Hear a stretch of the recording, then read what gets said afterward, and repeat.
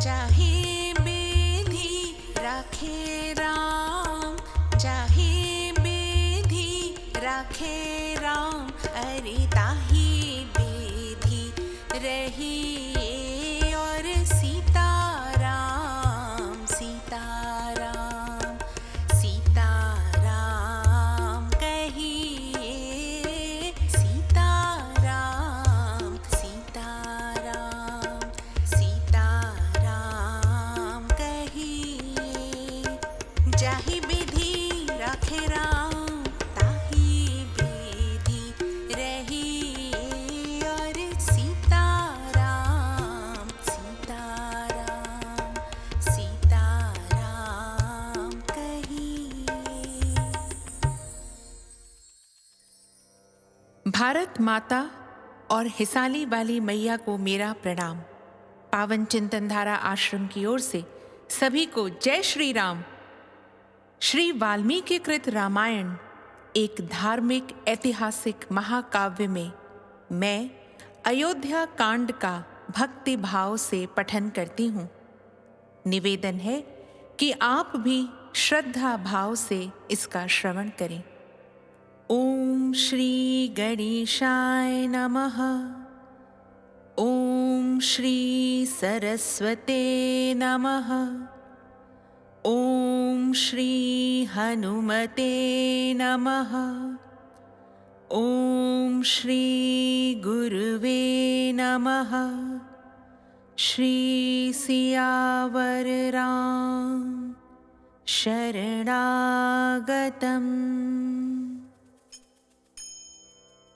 67वां सर्ग।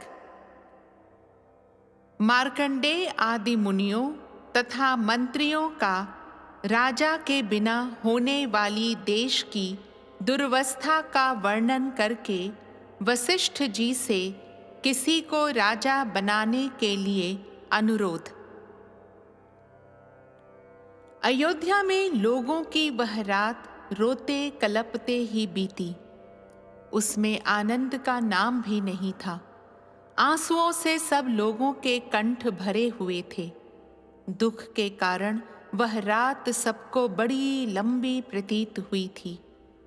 जब रात बीत गई और सूर्योदय हुआ, तब राज्य का प्रबंध करने वाले ब्राह्मण लोग एकत्र हो दरबार में आए। मार्कंडेय, मौगदल्य, वामदेव, कश्यप, कात्यायन, गौतम और महायशस्वी जाबाली, ये सभी ब्राह्मण श्रेष्ठ राजपुरोहित वशिष्ठ जी के सामने बैठकर मंत्रियों के साथ अपनी अलग अलग राय देने लगे।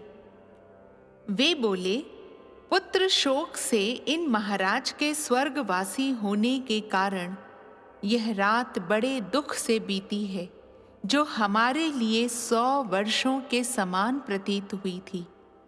महाराज दशरथ स्वर्ग सिधारे, श्री रामचंद्र जी वन में रहने लगे और तेजस्वी लक्ष्मण भी श्री राम के साथ ही चले गए। शत्रुओं को संताप देने वाले दोनों भाई भरत और शत्रुघ्न कैकई देश के रमणीय राजगृह में नाना के घर में निवास करते हैं। इक्ष्वाकु वंशी राजकुमारों में से किसी को आज ही यहाँ का राजा बनाया जाए, क्योंकि राजा के बिना हमारे इस राज्य का नाश हो जाएगा। जहाँ कोई राजा नहीं होता, ऐसे जनपद में विद्युन्मालाओं से अलंकृत महान गर्जन करने वाला मेघ पृथ्वी पर दिव्य जल की वर्षा नहीं करता है। जिस जनपद में कोई राजा नहीं, वहां के खेतों में मुट्ठी के मुट्ठी बीज नहीं बिखेरे जाते। राजा से रहित देश में पुत्र पिता और स्त्री पति के वश में नहीं रहती। राजहीन देश में धन अपना नहीं होता है। बिना राजा के राज्य में पत्नी भी अपनी नहीं रह पाती है। राजा रहित देश में यह महान भय बना रहता है। जब वहां पति पत्नी आदि का सत्य संबंध नहीं रह सकता, तब फिर दूसरा कोई सत्य कैसे रह सकता है। बिना राजा के राज्य में मनुष्य कोई पंचायत भवन नहीं बनवाते, रमणीय उद्यान का भी निर्माण नहीं करवाते तथा हर्ष और उत्साह के साथ पुण्य गृह, धर्मशाला, मंदिर आदि भी नहीं बनवाते हैं। जहाँ कोई राजा नहीं, उस जनपद में स्वभावतः यज्ञ करने वाले द्विज और कठोर व्रत का पालन करने वाले जितेंद्रिय ब्राह्मण उन बड़े बड़े यज्ञों का अनुष्ठान नहीं करते जिनमें सभी ऋत्विज और सभी यजमान होते हैं। राजा रहित जनपद में कदाचित महायज्ञों का आरंभ हो भी तो उनमें धन संपन्न ब्राह्मण भी ऋत्विजों को पर्याप्त दक्षिणा नहीं देते। उन्हें भय रहता है कि लोग हमें धनी समझकर लूट न लें। अराजक देश में राष्ट्र को उन्नतिशील बनाने वाले उत्सव, जिनमें नट और नर्तक हर्ष में भरकर अपनी कला का प्रदर्शन करते हैं, बढ़ने नहीं पाते हैं तथा दूसरे दूसरे राष्ट्र हितकारी संघ भी नहीं पनपने पाते हैं।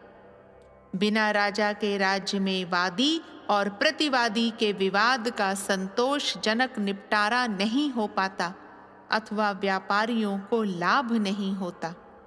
कथा सुनने की इच्छा वाले लोग कथावाचक पौराणिकों की कथाओं से प्रसन्न नहीं होते।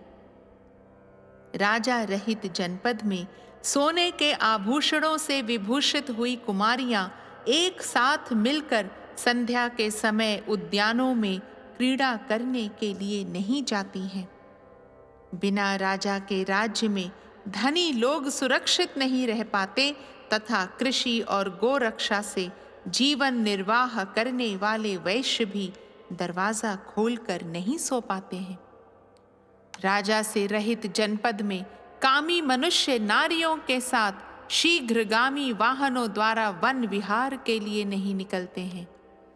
जहां कोई राजा नहीं होता, उस जनपद में 60 वर्ष के दंतार हाथी घंटे बांधकर सड़कों पर नहीं घूमते हैं। बिना राजा के राज्य में धनुर्विद्या के अभ्यास काल में निरंतर लक्ष्य की ओर बाण चलाने वाले वीरों की प्रत्यंचा तथा करतल का शब्द नहीं सुनाई देता है। राजा से रहित जनपद में दूर जाकर व्यापार करने वाले वणिक बेचने की बहुत सी वस्तुएं साथ लेकर कुशल पूर्वक मार्ग तय नहीं कर सकते। जहां कोई राजा नहीं होता, उस जनपद में जहां संध्या हो, वहीं डेरा डाल देने वाला, अपने अंतःकरण के द्वारा परमात्मा का ध्यान करने वाला और अकेला ही विचरने वाला जितेंद्रिय मुनि नहीं घूमता फिरता है, क्योंकि उसे कोई भोजन देने वाला नहीं होता। अराजक देश में लोगों को अप्राप्त वस्तु की प्राप्ति और प्राप्त वस्तु की रक्षा नहीं हो पाती। राजा के न रहने पर सेना भी युद्ध में शत्रुओं का सामना नहीं करती। बिना राजा के राज्य में लोग वस्त्राभूषणों से विभूषित हो हृष्ट पुष्ट उत्तम घोड़ों तथा रथों द्वारा सहसा यात्रा नहीं करते हैं, क्योंकि उन्हें लुटेरों का भय बना रहता है। राजा से रहित राज्य में शास्त्रों के विशिष्ट विद्वान मनुष्य वनों और उपवनों में शास्त्रों की व्याख्या करते हुए नहीं ठहर पाते हैं। जहां अराजकता फैल जाती है, उस जनपद में मन को वश में रखने वाले लोग देवताओं की पूजा के लिए फूल, मिठाई और दक्षिणा की व्यवस्था नहीं करते हैं। जिस जनपद में कोई राजा नहीं होता है, वहां चंदन और अगुरु का लेप लगाए हुए राजकुमार वसंत ऋतु के खिले हुए वृक्षों की भांति शोभा नहीं पाते हैं। जैसे जल के बिना नदियां, घास के बिना वन और ग्वालों के बिना गौओं की शोभा नहीं होती, उसी प्रकार राजा के बिना राज्य शोभा नहीं पाता है। जैसे ध्वज रथ का ज्ञान कराता है और धूम अग्नि का बोधक होता है, उसी प्रकार राजकाज देखने वाले, हम लोगों के अधिकार को प्रकाशित करने वाले जो महाराज थे, वे यहाँ से देवलोक को चले गए। राजा के न रहने पर राज्य में किसी भी मनुष्य की कोई भी वस्तु अपनी नहीं रह जाती। जैसे मत्स्य एक दूसरे को खा जाते हैं, उसी प्रकार अराजक देश के लोग सदा एक दूसरे को खाते, लूटते, खसोटते रहते हैं। जो वेद शास्त्रों की तथा अपनी अपनी जाति के लिए नियत वर्णाश्रम की मर्यादा को भंग करने वाले नास्तिक मनुष्य पहले राजदंड से पीड़ित होकर दबे रहते थे, वे भी अब राजा के न रहने से निशंक होकर अपना प्रभुत्व प्रकट करेंगे। जैसे दृष्टि सदा ही शरीर के हित में प्रवृत्त रहती है, उसी प्रकार राजा राज्य के भीतर सत्य और धर्म का प्रवर्तक होता है। राजा ही सत्य और धर्म है, राजा ही कुलवानों का कुल है, राजा ही माता और पिता है तथा राजा ही मनुष्यों का हित करने वाला है। राजा अपने महान चरित्र के द्वारा यम, कुबेर, इंद्र और महाबली वरुण से भी बढ़ जाते हैं। यमराज केवल दंड देते हैं, कुबेर केवल धन देते हैं, इंद्र केवल पालन करते हैं और वरुण केवल सदाचार में नियंत्रित करते हैं। परंतु एक श्रेष्ठ राजा में ये चारों गुण मौजूद होते हैं, अतः वह इनसे बढ़ जाता है। यदि संसार में भले बुरे का विभाग करने वाला राजा न हो तो यह सारा जगत अंधकार से आच्छन्न सा हो जाए, कुछ भी सूझ न पड़े। वशिष्ठ जी, जैसे उमड़ता हुआ समुद्र अपनी तटभूमि तक पहुंचकर उससे आगे नहीं बढ़ता, उसी प्रकार हम सब लोग महाराज के जीवन काल में भी केवल आपकी ही बात का उल्लंघन नहीं करते थे। अतः विप्रवर, इस समय हमारे व्यवहार को देखकर तथा राजा के अभाव में जंगल बने हुए इस देश पर दृष्टिपात करके आप ही किसी इक्ष्वाकु वंशी राजकुमार को अथवा दूसरे किसी योग्य पुरुष को राजा के पद पर अभिषिक्त कीजिए। इस प्रकार श्री वाल्मीकि निर्मित आर्ष रामायण आदि काव्य के अयोध्या कांड में 67वां सर्ग पूरा हुआ। राम रामेति रामेति रमे रामे मनोरमे सहस्रनाम ततुल्यम राम नाम वरानने। 68वां सर्ग। वशिष्ठ जी की आज्ञा से 5 दूतों का अयोध्या से कैकई देश के राजगृह नगर में जाना। मार्कंडेय आदि के ऐसे वचन सुनकर महर्षि वशिष्ठ ने मित्रों, मंत्रियों और उन समस्त ब्राह्मणों को इस प्रकार उत्तर दिया। राजा दशरथ ने जिनको राज्य दिया है, वे भरत इस समय अपने भाई शत्रुघ्न के साथ मामा के यहाँ बड़े सुख और प्रसन्नता के साथ निवास करते हैं। उन दोनों वीर बंधुओं को बुलाने के लिए शीघ्र ही तेज चलने वाले दूत घोड़ों पर सवार होकर यहाँ से जाएं, इसके सिवा हम लोग और क्या विचार कर सकते हैं। इस पर सबने वशिष्ठ जी से कहा, हाँ, दूत अवश्य भेजे जाएं।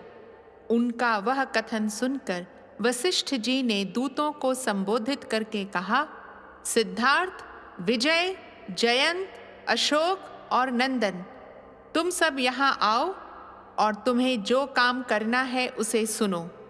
मैं तुम सब लोगों से ही कहता हूँ, तुम लोग शीघ्रगामी घोड़ों पर सवार होकर तुरंत ही राजगृह नगर को जाओ और शोक का भाव न प्रकट करते हुए मेरी आज्ञा के अनुसार भरत से इस प्रकार कहो, कुमार, पुरोहित जी तथा समस्त मंत्रियों ने आपसे कुशल मंगल कहा है। अब आप यहाँ से शीघ्र ही चलिए। अयोध्या में आपसे अत्यंत आवश्यक कार्य है। भरत को श्री रामचंद्र के वनवास और पिता की मृत्यु का हाल मत बतलाना और इन परिस्थितियों के कारण रघुवंशियों के यहाँ जो कुहराम मचा हुआ है, इसकी चर्चा भी न करना। कैकई राज तथा भरत को भेंट देने के लिए रेशमी वस्त्र और उत्तम आभूषण लेकर तुम लोग यहाँ से शीघ्र चल दो। कैकई देश को जाने वाले वे दूत रास्ते का खर्च ले अच्छे घोड़ों पर सवार हो अपने अपने घर को गए। तदनंतर यात्रा संबंधी शेष तैयारी पूरी करके वशिष्ठ जी की आज्ञा से सभी दूत तुरंत वहां से प्रस्थित हो गए। अपर्ताल नामक पर्वत के अंतिम छोर अर्थात दक्षिण भाग और प्रलंबगिरी के उत्तर भाग में दोनों पर्वतों के बीच से बहने वाली मालिनी नदी के तट पर होते हुए वे दूत आगे बढ़े। हस्तिनापुर में गंगा को पार करके वे पश्चिम की ओर गए और पांचाल देश में पहुंचकर कुरुजांगल प्रदेश के बीच से होते हुए आगे बढ़ गए। मार्ग में सुंदर फूलों से सुशोभित सरोवरों तथा निर्मल जल वाली नदियों का दर्शन करते हुए वे दूत कार्यवश तीव्र गति से आगे बढ़ते गए। तदनंतर वे स्वच्छ जल से सुशोभित, पानी से भरी हुई और भांति भांति के पक्षियों से सेवित दिव्य नदी शरदंडा के तट पर पहुंचकर उसे वेग पूर्वक लांघ गए। शरदंडा के पश्चिम तट पर एक दिव्य वृक्ष था जिस पर किसी देवता का आवास था, इसीलिए वहां जो याचना की जाती थी वह सत्य सफल होती थी, अतः उसका नाम सत्योपयाचन हो गया था। उस वंदनीय वृक्ष के निकट पहुंचकर दूतों ने उसकी परिक्रमा की और वहां से आगे जाकर उन्होंने कुलिंगा नामक पुरी में प्रवेश किया।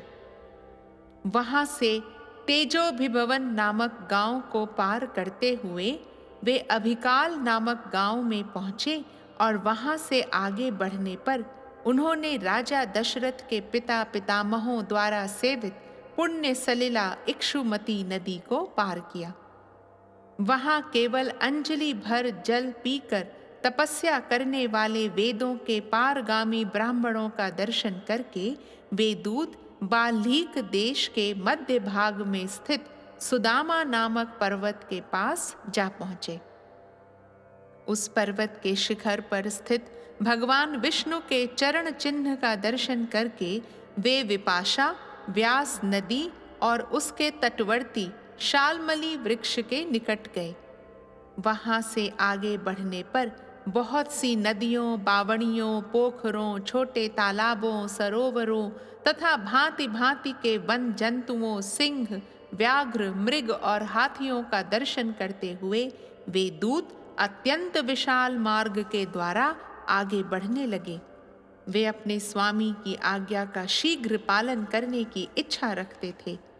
उन दूतों के वाहन घोड़े चलते चलते थक गए थे। वह मार्ग बड़ी दूर का होने पर उपद्रव से रहित था।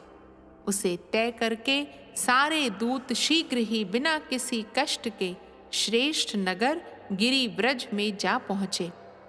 अपने स्वामी आज्ञा देने वाले वशिष्ठ जी का प्रिय और प्रजा वर्ग की रक्षा करने तथा महाराज दशरथ के वंश परंपरागत राज्य को भरत जी से स्वीकार कराने के लिए सादर तत्पर हुए वे दूत बड़ी उतावली के साथ चलकर रात में ही उस नगर में जा पहुंचे। इस प्रकार श्री वाल्मीकि निर्मित आर्ष रामायण आदि काव्य के अयोध्या कांड में 68वां सर्ग पूरा हुआ। राम रामेति रामेति रमे रामे मनोरमे सहस्रनाम ततुल्यम राम नाम वरानने।